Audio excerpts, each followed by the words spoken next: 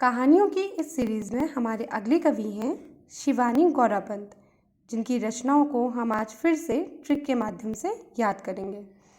सबसे पहले हम इनके जीवन परिचय की ओर जाते हैं। तो शिवानी गौरापंत का जन्म गुजरात में 1923 में हुआ था, जिनके पिता का नाम अश्विनी कुमार था और इनकी मृत्यु 21 मार्च 2003 में हुई थी। इनके अधिक उपन्यास नारी प्रधान हैं।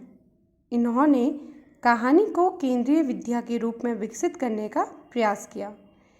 अब इनकी प्रमुख कहानियाँ कुछ इस प्रकार हैं। पुष्पहार, झरोखा, मणिमाला की हंसी, मेरी प्रिय कहानियाँ। अब इन कहानियों को हम ट्रिक के माध्यम से याद करने की कोशिश करेंगे। कहानियों में सबसे पहले हमें यह पता होना चाहिए कि शिवानी का मीनिंग होता है शिव की पत्नी। तो एक बार शिव की पत्नी शिवानी और उनकी सहेली मणिमाला किसी बाग में बैठी थी,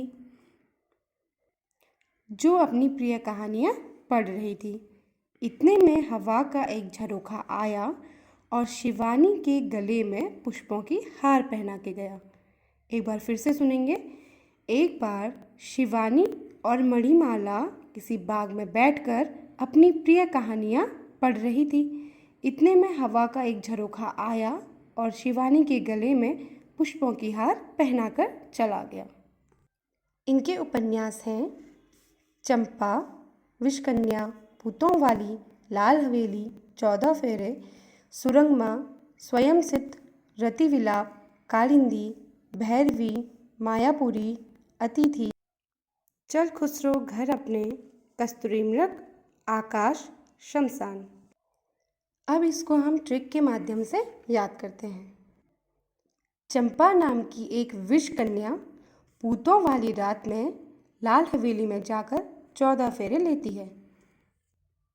जब सबको उसकी सच्चाई पता चलती है तो वह सुरंग में जाकर स्वयं को सिद्ध करने के लिए अति विलाप करती है। वह स्वयं को सिद्ध करना चाहती है कि वो सही है, वो एक विष कन्या नहीं है। इतने में कालिंदी, भैरवी अतिथि बनकर मायापुरी में शमशान घाट में जाती हैं, जहाँ आकाश को देखते हुए एक दूसरे से कहती हैं, चल खुसरो घर अपने, जहाँ कस्तूरी मृग हमारा इंतज़ार कर रहे हैं।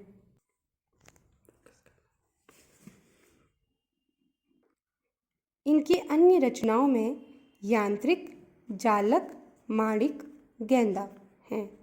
अगला हम कहते हैं जो शिवानी गौरापंत है, इनकी आत्मकथा है सुनहु तात यह अमर कहानी। ये आप लोग याद कर लेना। वामा और धर्मयुग पत्रिका से जुड़ी थी, जिन्होंने वामा और धर्मयुग पत्रिका में काम किया है। मैं दुर्गा हूँ नामक इनकी रचना धर्मयुग में छपी थी। इनके सम्मान में इनको 1982 में पद्मश्री सम्मान से पुरस्कृत किया गया। यह एक मनोनीत राज्यसभा सदस्य थी।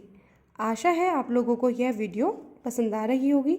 कृपया मेरे चैनल को लाइक कीजिए, शेयर कीजिए, ताकि जितने भी बच्चों को इसकी ज़रूरत है उन तक यह वीडियो पहुंच सके। Thank you.